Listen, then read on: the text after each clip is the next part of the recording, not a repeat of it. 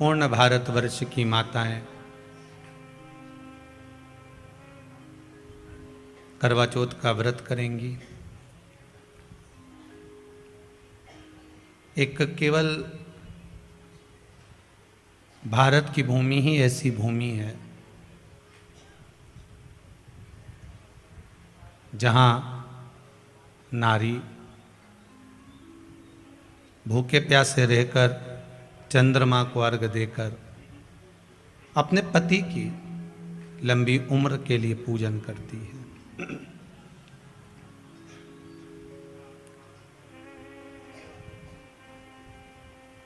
केवल एक भारत की भूमि है जहां नारी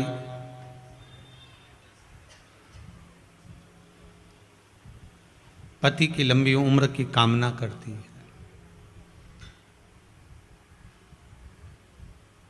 और चंद्रदेव से निवेदन कर कर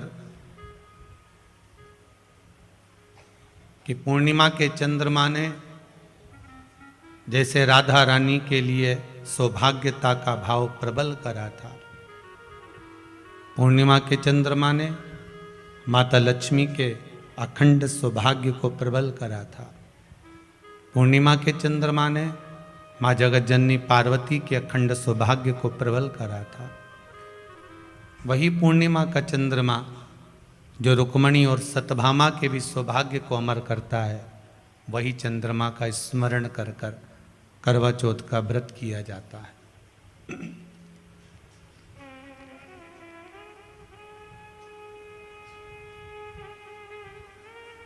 हिंदू धर्म के कई लोग उस करवा चौथ के व्रत की बड़ी उपहास करते हैं, हंसी उड़ाते हैं कि इस दिन ठीक है, पर मेरे भारत जैसी माताएं भी तो लेकर आओ।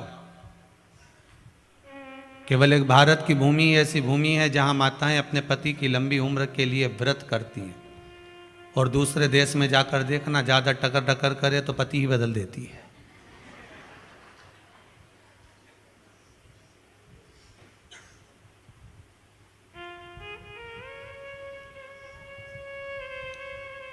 बड़ा विचित्र समय।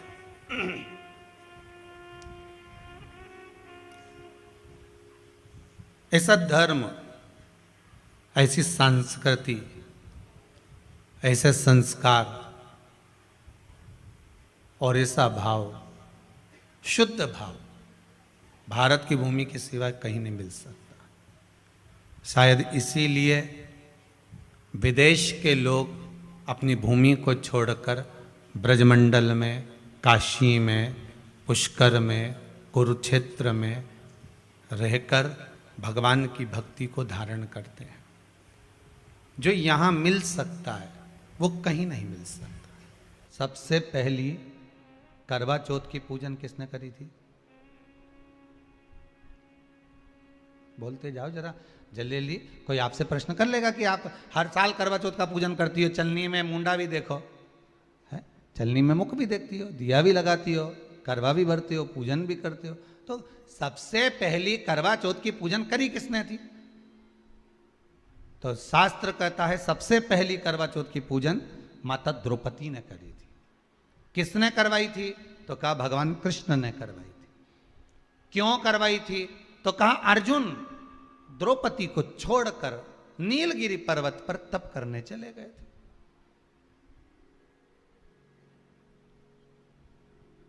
और नीलगिरी पर्वत पर जब अर्जुन तप करने के लिए गए, घोर तप अर्जुन ने करा। अब अर्जुन ने तप करा तो इसको द्रौपदी को कहीं से सूचना मिल गई कि दुर्योधन ने अपनी 2 अक्षौणी सेना अर्जुन को मारने के लिए भेजा। अब व्यक्ति अगर नेत्र बंद करके बैठा है, साधना में बैठा हुआ है, तप में बैठा हुआ है, अपनी भक्ति में बैठा हुआ है और कोई आया पीछे से और उसने वार कर दिया तो किसको मालूम पड़ेगा? कौन जानेगा? अब अर्जुन अगर तप साधना में बैठे हुए हैं और द्रौपदी का पति अर्जुन अगर तप साधना में बैठा और पीछे से अगर दुर्योधन आक्रमण कर रहा है 2 अक्षौणी सेना के साथ, तो कौन जान सकता? तब भगवान कृष्ण दौड़ कर गए द्रौपदी के पास में। द्रौपदी द्रौपदी द्रौपदी ने ठाकुर जी के चरण पकड़ लिए, तुरंत हाथ जोड़कर बोली प्रभु क्या बात है, आप बताओ क्या हो गया? भगवान बोलने लगे द्रौपदी तुझे कुछ मालूम है? द्रौपदी बोली नहीं प्रभु। क्या हो गया बताइए आप मुझे, तुझे मालूम नहीं? दुर्योधन ने 2 अक्षौणी सेना अर्जुन को मारने के लिए नीलगिरी पर्वत पर भेजी। नीलगिरी पर्वत पर, हाँ, तो वहां तो अर्जुन तप करने गए हैं, साधना करने के लिए गए हैं। वहां तो अर्जुन भगवान की भक्ति को धारण करने के लिए गए। तो द्रौपदी ने कहा, अर्जुन अगर भगवान की भक्ति को धारण करने के लिए गए हैं और दुर्योधन ने अगर सेना भेज भी दी है, तो क्या मेरे पति की रक्षा वो परमात्मा नहीं करेगा, जिसका वो स्मरण कर रहा है, जिसका वो पूजन कर रहे हैं, जिसकी वो भक्ति को धारण कर रहा है? भगवान मन में सोचे, वो गया तप कर रहा है, उसी चक्कर में तुम्हें तेरे पास आया। भगवान ही आया है ना तोड़ के, दूसरा कोई तो नहीं आया ना। मार्ग दिखाने वाला कौन होता है? परमात्मा। मार्ग बताने वाला कौन होता है? परमात्मा। किसी एक ने प्रश्न किया है, गुरुदेव, करवा चौथ का व्रत नारी अपने पति के लिए करती है, उसकी लंबी उम्र के लिए, इसमें नारी को, स्त्री को क्या प्राप्त होता है? क्या मिलेगा उसको? क्या प्राप्त होगा? तो आज की कथा ध्यान रखना। स्त्री, नारी, माता अपने पति के लिए जो करवा चौथ का व्रत करती है, उसमें स्त्री को क्या प्राप्त होता है? इससे तो पति की उम्र लंबी होगी। फिर नारी को क्या मिला? तो कहा, नारी को इस व्रत के करने से शक्ति प्राप्त होती है, और वो शक्ति जो संसार के हर व्यक्ति से, हर जीव से, संसार की हर बाधाओं से आप लड़ सकते हो, लड़ सकते हो। सात्विकता का सबसे बड़ा फल ही यही है।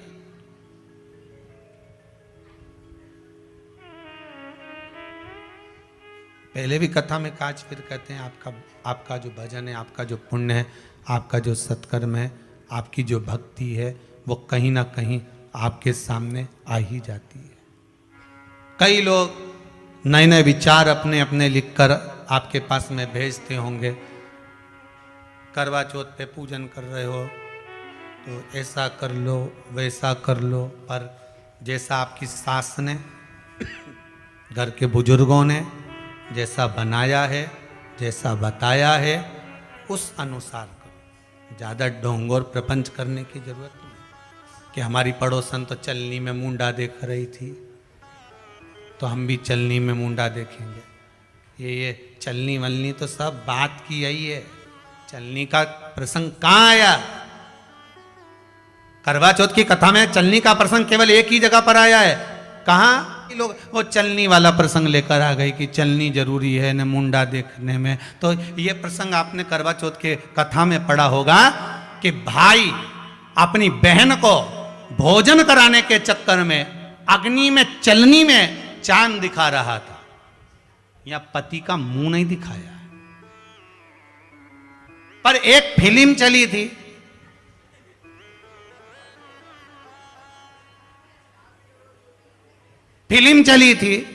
जिसमें उसकी शादी भी नहीं हुई थी और उसके लिए चलनी में मुंडा देख रही थी।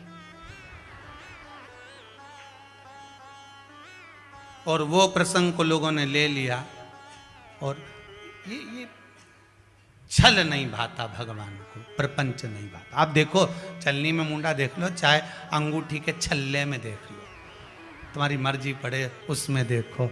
नहीं तो यहाँ तो कई लोग तो ऐसे भी हैं जो सवेरे झगड़ा करे थे। एक इंटरव्यू लेने वाले पति पत्नी का करवा चौथ का व्रत था पत्नी का, और इंटरव्यू वाले पहुंच गए, टीवी चैनल वाले इंटरव्यू लेने लगे, आपका व्रत है? व्रत है आपका? हाँ। अच्छा, कितने साल से कर रही हो? जब से भेरू मिला। ठीक, बहुत बढ़िया। पति उठा, ऊपर गया, फिर नीचे आया, फिर 15 मिनट बैठता, फिर चले जाता। इंटरव्यू वाले परेशान हो गए, हम इससे कैसे बात करें। इंटरव्यू वाले ने पूछ ही लिया, आप बार बार उठ के कहां जा रहे हो? छत पे है। क्यों? चांद देखने। व्रत आपका है? नहीं। किसका है? इसका है। तो चांद तुम क्यों देख रहे हो? सुबह से खाने को कुछ नहीं दिया है। कह रही थी अब तो दोनों साथ खाएंगे। तो तुम बाजार गए थे, नहीं जाने दिया। क्या करते हो? मोबाइल की दुकान है, दुकान नहीं खोली, मना कर दिया कि दुकान पे जाके समोसा खा लोगे अकेले, इसलिए। क्या चाहते हो? ऊपर जाके किया और चंदा थे कि जल्दी निकल जा। इंटरव्यू वालों ने कहा अपना टीवी चैनल वापस बंद करो, चलो घर वापस। दादा इसका इंटरव्यू लेके ऊपर कहने जाएंगे, फिर लौट के कैसे आएंगे?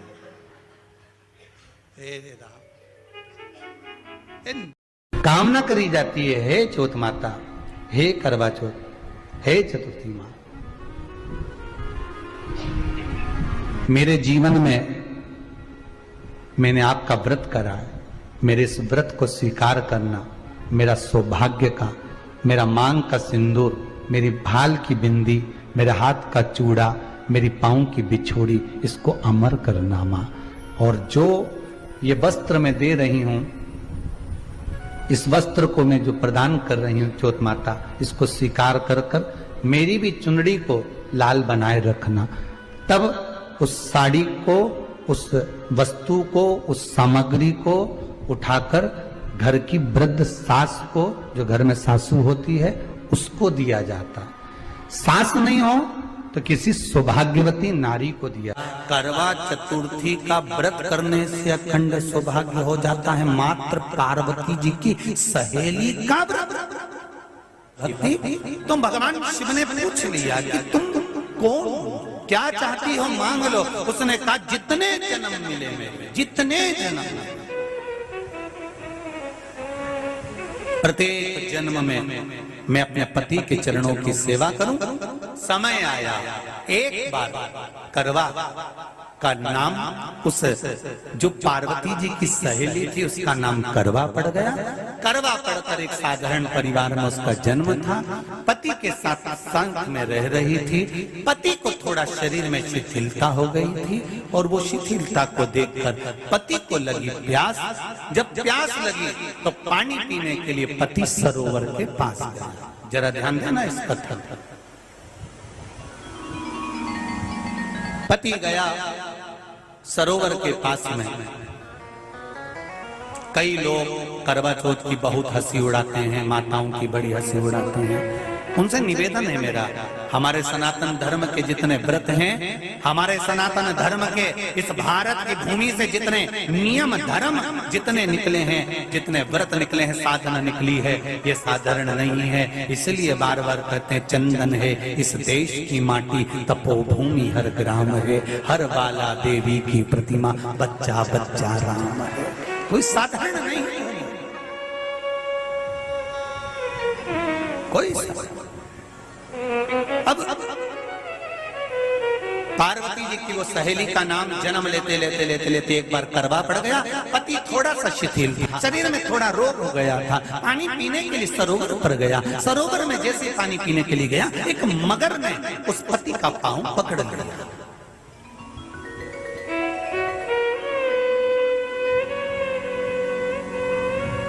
बहुत ध्यान दीजिए, हनुमान जी की सेवा करने से राम जी मिल जाते हैं। ध्यान देना जरा। करवा पार्वती जी की सखी थी, जन्म लिया मृत्यु लोक में, नाम करवा पड़ गया। करवा चतुर्थी का व्रत करने से अखंड सौभाग्य हो जाता है। मात्र पार्वती जी की सहेली का व्रत। विचार करिए कितना कितना भाव। ये सेवा का प्रमाण है। भारत की भूमि पर जितने राम के मंदिर नहीं, उससे 1000 गुना ज्यादा हनुमान जी के मंदिर हैं। किसी ने पूछा हनुमान जी के मंदिर इतने क्यों हैं? तो कहा गया राम जी की सेवा हनुमान जी ने इतनी करी कि भारत की भूमि पर सेवा पूजा गई। इसलिए हनुमान के मंदिर ढेर बने हुए, ढेर। हमारे यहाँ सेवा पूजाती है। करवा गई, करवा ने देखा कि मेरे पति का पांव मगर ने पकड़ रखा है, और करवा शिव की उपासक थी, करवा शंकर के उपासक, और शंकर भगवान से ज्यादा करवा माता पार्वती जी की उपासक थी, क्योंकि पार्वती जी की सहेली थी।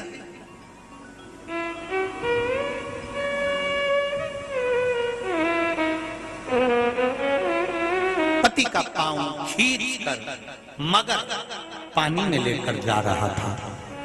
करवा आराधना में लगी हुई थी।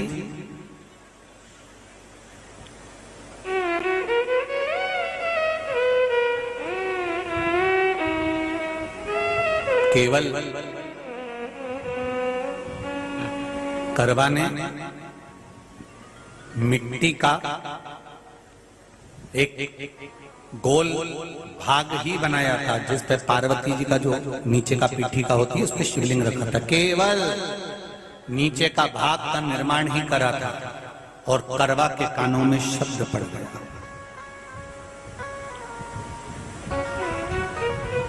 करवा के कानों में शब्द पड़ गया, पति के चीखने की आवाज आई। करवा दौड़ पड़ी।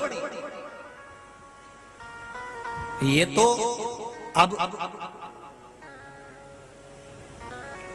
कैलेंडर में छपा हुआ करवा चौथ का फोटो आने लगा, नहीं तो पहले नियम था दीवार पर बनाई जाती थी करवा, और वहां पूजन करी जाती थी। कई माताएं जानती होगी यहाँ पर आज भी, पहले दीवार पर बनती थी, पूरा परिवार की सौभाग्यवती नारियां वहां आकर पूजन करती थी एक जगह, फिर बाद में छत पर जाकर करवे का अर्घ दिया करती थी। ये नियम था। अब तो बना बनाया कागज आ जाता, उसको चिपका दो, पूजन कर लो, वो अलग प्रमाण। पर यहाँ करवा मट्टी का भाग का लेपन कर रही थी, और लेपन करते करते बस उस समय पर पति की आवाज आई, छोड़ा। करवा भागी, और शिव आराधना में लगी हुई करवा, पार्वती की आराधना में लगी हुई करवा भाग कर गई। पति को देखा तो मगर खींच कर ले जा रहा था। करवा ने अपना चीर फाड़ा, फाड़ कर मगर की पूंछ को पकड़ कर खींचा, और कितना सात्विकता में बल होगा जरा विचार करना कि मगर को खींच कर वृक्ष के नीचे ले गई, और वृक्ष के नीचे नहीं जा पाई तो वहीं पर घाट के ऊपर घास लगी हुई थी। इसलिए आज भी करवा चौथ के व्रत में आपने देखा होगा कुछ सलाखें, कुछ घास आपको मिल जाती है। उससे एक घास से, मात्र एक घास, एक घास से उसने उस मगर को बांध दिया। मगर हिल नहीं पाया। यम के दूत आ गए इसके पति को मौत के ग्रास ले जाने के लिए। यम के दूत। करवा ने पूछा तुम कौन हो, कैसे आना हुआ? यमदूत कहते हैं तुम्हारे पति का आज अंतिम दिन है, अंतिम समय, अंतिम पल है, ये मरेगा। करवा कहती अगर मारना है तो इस मगर को मारो जिसने मेरे पति का पांव पकड़ रखा है। प्राण छोड़ना है तो इस मगर के छोड़िए, मेरे पति के तो प्राण आप ले जा नहीं सकते। करवा हम अपने नियम को नहीं बदल सकते। तेरे पति की अंतिम सांसें हैं, वो मरेगा। मगर को अभी नहीं मरना है, मगर अभी कम से कम 9 महीना और जीवित रहेगा। इसका हमारे पास लेख है। करवा कहती है ऐसा हो नहीं सकता। यमदूत खड़े हैं, ले जाने दे नहीं रही। क्रोध आ गया करवा को, हाथ में जल उठाया। अगर एक यमदूत भी मेरे पति को उठाकर ले जाता है तो मैं शिव भक्त माता पार्वती जी की भक्त करवा आपको श्राप दे दूंगी। सब दौड़ पड़े, यमराज के पास चले गए। यमराज ने पूछा तुम दौड़ कर आए हो, क्या हुआ? यमराज पूछते हैं, दूत कहते हैं वो करवा अपने पति को नहीं लाने दे रही। यमराज वहां कर खड़ा हो जाता है। करवा को समझाया, करवा तेरे पति के प्राण जा चुके हैं, तेरा पति अब मरने वाला है, अंतिम क्षण इसको ले जाने दे, इसका आखिरी दिन है। मगर को ले जा पर मेरे पति को नहीं। मान नहीं पाया। यमराज जब क्रोध पर अड़ गया तब करवा को क्रोध आया, और क्रोध में आकर जल लेकर करवा ने श्राप देना चाहा यमराज को। यमराज चरणों में पड़ गया, रेन दे करवा, मैं तुझे वर देता हूँ, आज चतुर्थी का दिन है, तेरे पति को मैं जीवन दान देता हूँ।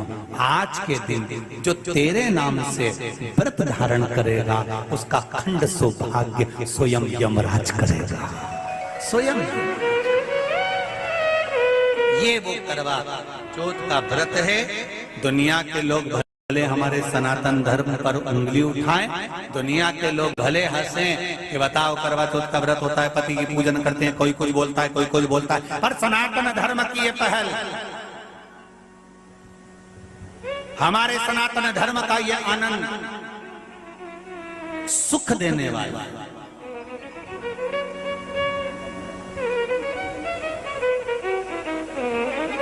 एक बात और कहेंगे आप,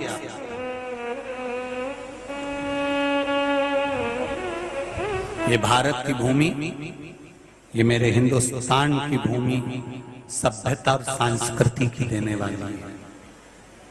ये सिखाती है विदेशों को भी कि नारी को किस किस तरह से रहना चाहिए और उसका जीवन कैसा जीना चाहिए। ये दिखाती है कि एक नारी अपने पति को भी यम की कैद से छुड़ा कर ला सकती है। ये दिखाती है।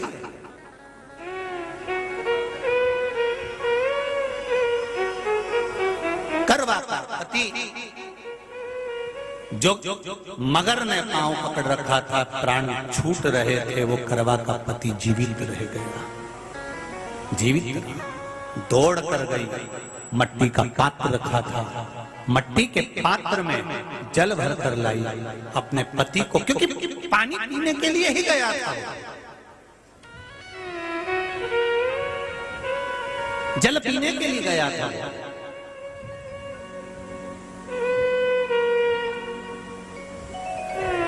मट्टी के पात्र में जल भरकर जब करवा लेकर आती है, और करवा जब मट्टी के पात्र में जल भरकर लेकर आई, अपने पति को पानी पिलाने लगी। पति उठा, उठकर उसने कहा, इस जल की जरूरत तेरे को है करवा, क्योंकि तूने शिव आराधना के लिए, पार्वती की आराधना के लिए मुख में कोई जल नहीं रखा। पति ने जल का आचमन अपनी पत्नी को कराया।